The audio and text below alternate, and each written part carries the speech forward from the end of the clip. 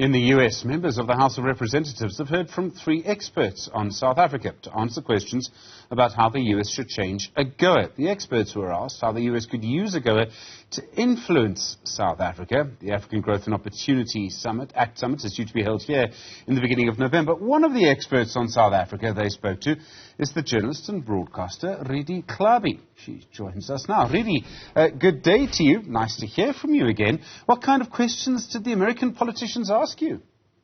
Well, Stivoho, they are clearly concerned about our do-nadering or friendship with Russia, and especially from the Republican side. They're asking 2 simple questions. Whose friend are we?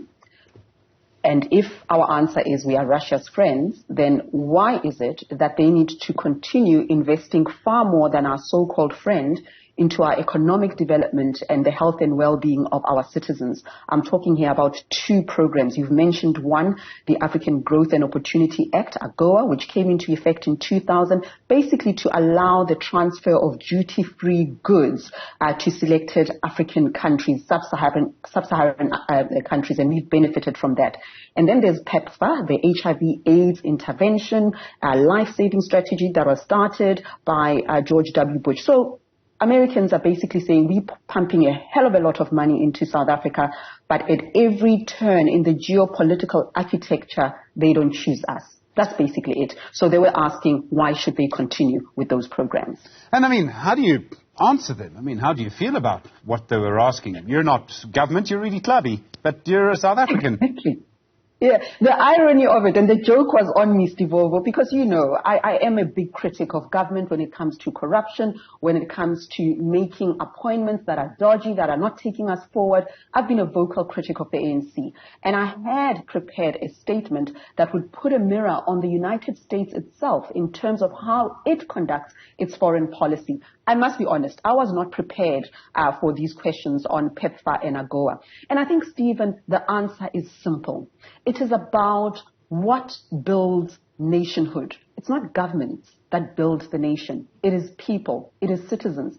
The United States should not be losing any sleep about whom it supports.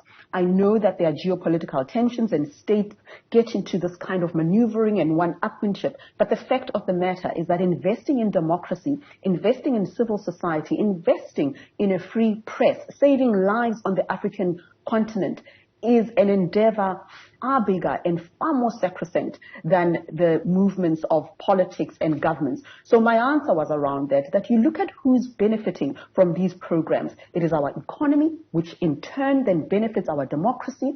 When you invest and save lives in HIV and AIDS, you are saving the lives of women, the lives of young people who can then use that well-being to reinvest in the economy. So they need to look bigger than just the ANC. South Africa is not the ANC. South Africa belongs to South Africans, and Africa is not its politicians. It belongs to African citizens. And Redi, do you think, I mean, these are Americans we're talking about. They don't always pay much attention to the rest of the world. Do you think they get us? Do you think they understand us? You know what, Stivovo? Instinctively, my answer is no. The U.S. gets quite insular and self-absorbed, as it were. And it's a big country. It's a big nation. It's got military and economic might. Who can blame them for looking at what interests them? But I wouldn't like to use that kind of generalization. You know what, Stivovo? Because our anti-apartheid struggle was supported by the U.S. as well. Contrary to what the ANC likes to spread, to amplify the voices of Russia, and by that I mean the previous Soviet Union, the fact of the matter is that apartheid was financed with money from different parts of the world. The UK, Sweden was a big supporter of our anti-apartheid movement, and believe it or not, the United States as well. And I must say this, because often we look at the leadership of Ronald Reagan as being pro the apartheid government. That's true. But what happened is that Ronald Reagan was defeated in both the House and the Senate in 1986 when he tried to veto the Comprehensive Apartheid Act. That is the act that imposed sanctions on South Africa. What did he want? He wanted for there not to be economic consequences for the apartheid state. The matter went to Congress.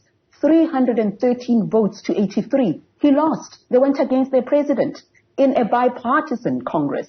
in a country that was led by Republicans at that time. It went to the Senate, where it also lost by a large margin. The numbers escape me now, but I think it was also 72 to 18 to override Ronald Reagan's veto. That is significant, Steve Ovo, because it means that when it mattered, the U.S. leadership took a position against apartheid. So to get back to your question, that shows an awareness of what apartheid was. That shows an awareness of what global politics was about and where the South African government, the illegitimate South African government, was located in that space. So I would say in many quarters there's awareness.